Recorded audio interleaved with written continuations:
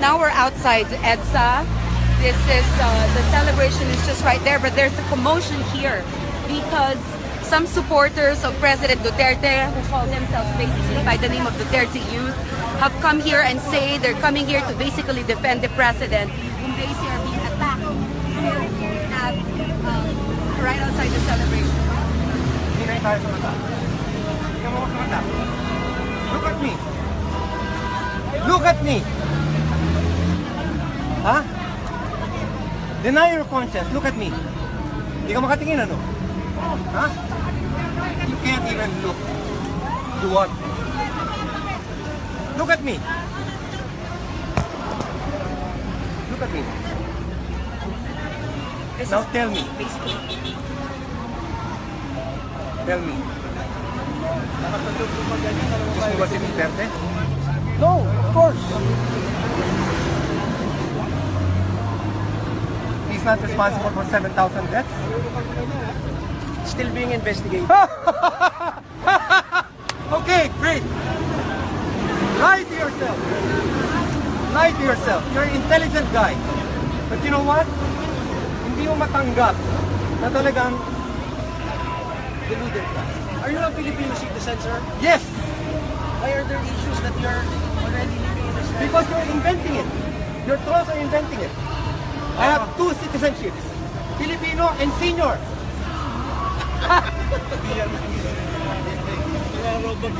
Robots. Robots.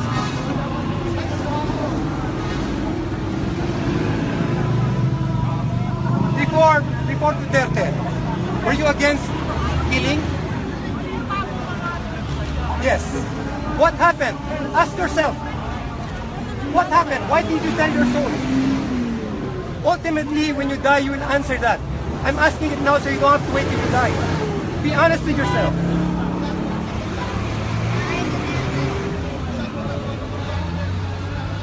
But what is truth? Invento ng troll? Naniniwala kayo? Dahil kakampi nyo? No. Truth is truth whether it hurts you or it hurts me. Truth is truth. No amount of lying will change anything. What do you guys say? Australian citizen si Jim. Hindi nyo ba alam mali kayo? And yet you insist and insist and insist hanggang maniwala kayo na totoo. What is wrong with that? What is wrong with your thinking? Did you believe people can just be killed before Duterte won? Of course not. So why do you believe now that they can do it? He even said so, he even told the citizens, patayin niyo yung mga adik. Sabi niya sa pulis, kung walang baril, mag-iwan kayo ng baril. Hindi nyo hindi tinig yun? Total denial ba kayo? Ha? Evil is the total denial of that's what it is. Wake up!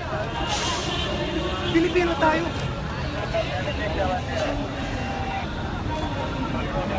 Pilipino tayo. And you're going to die for a lie? You're going to die denying your conscience? For what? For this megalomania? Think! My gosh! My gosh! You are the future of this nation, and you've sold your conscience, you've sold your will, and you've sold your thinking to some madness. Answer me. Debate with me now. What are you doing? Ikaw, bata-bata ka pa. Marami ka pa kailangan malaman hihit sa puso. Yan ang totoo. Ano ba kayo dito? Oh my gosh! Are you paid to do this? Are you? Are you paid to do this? What? You're not paid, sir. Okay. Argue with me. Starting to get a little bit tense here because of 7 years old, 17 years old pinatay. They did crimes. 9 years old, 11 years old, 70 of them were killed because there is no due process. What is the due process? A policeman just thinking na adik sila papatayin. But it's not their... Hindi na naman doon. Nagugula what? You know what? Don't fool yourself. The president said so we can kill other people. But what? Huh? That's Yes. what you heard? Yes. No. He told the citizens, po? kill Binenta the ba? people, kill the addicts in your neighborhood. He told the police, kung walang baril, mag-iwan kayo ng baril. I will protect you no matter what. Okay nga yun eh, kasi one of our barangay is very safe right now. You know? It's because Basta nga gamitin niyo yung utak nyo. Alam natin lahat ang patayan dito.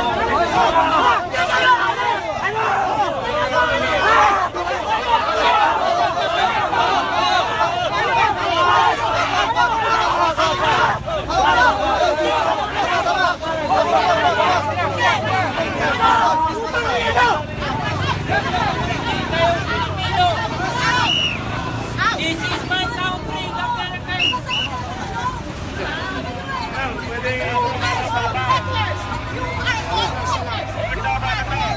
Boss, na-video nyo kami yung tinuna ka. Bakit hindi kayo pumunta nun eh? Bakit nandito kayo? Wala kayong bilang dito. Ano po yung banner namin? Wala kayong bilang dito nang babastos kayo. Uwe!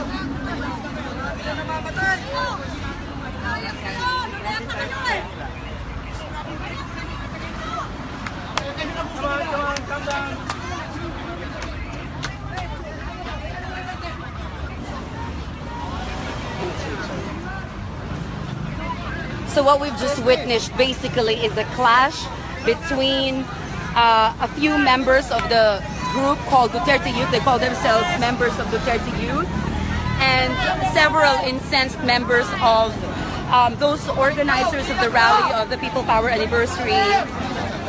They said that they're being provoked by these few young men who came here, who said that they're here to defend. They said the president who is under attack. I'll give you more. I'll just let you guys see it. The police have just started to come in already. And, well, they've come in a bit late, basically, because they've been here for a few minutes.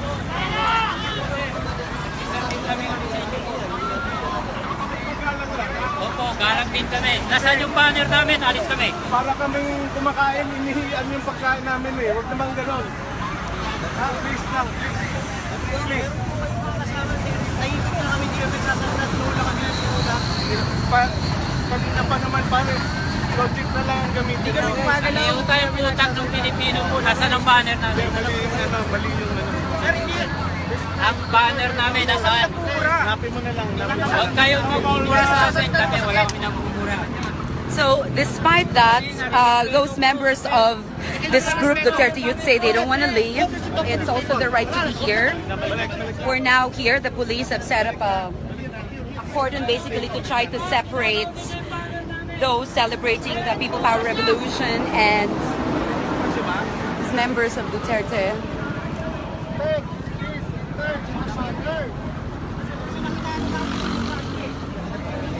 A celebration of a bloodless revolution has now been, I guess,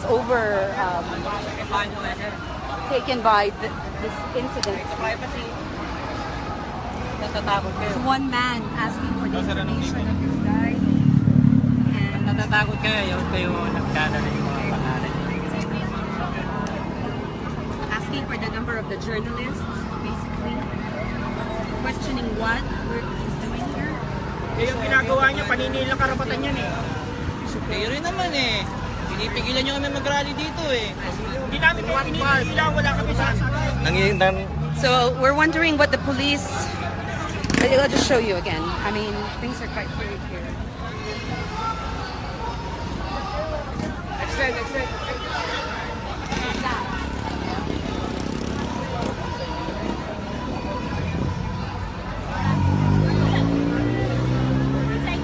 Right, sideways. Okay, sideways. Here you go. Here you go. All right. For those who just tuned in, just started watching earlier, there was a commotion where members of the group called Duterte Youth just basically set up a little banner outside and started to raise their fists. They were confronted by those organizing the rally, asking what they were doing here when they're supposed to be in Luneta. They said they're here to defend the president. And then things started to get, quite heated between the two sides. And here they are being asked by the police to leave, but they're refusing to leave. Kunti lang kayo doon sa Luneta? Kunti lang kayo siguro, no?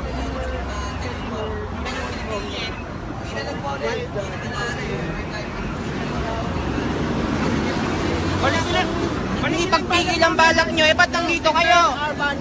Bakit nandito kayo kung hindi pagpigil ang balak nyo? Pwede naman kayo mag-rally sa Luneta ba't nandito kayo? Let's learn our banner. Respetuhan. Respeto yung kuno namin dito. Lupay sa Luneta.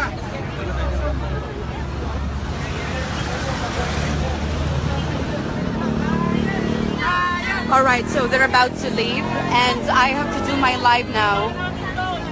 We'll give you more later, so give you a sense of how it's like here. That's the barricade the police set up. But the ones who were here first was basically members of the EDSA security forces, but they didn't really do anything. They just watched things unfold. So I'm gonna get back to you later on because I have a live in 5 minutes. Talk to you later.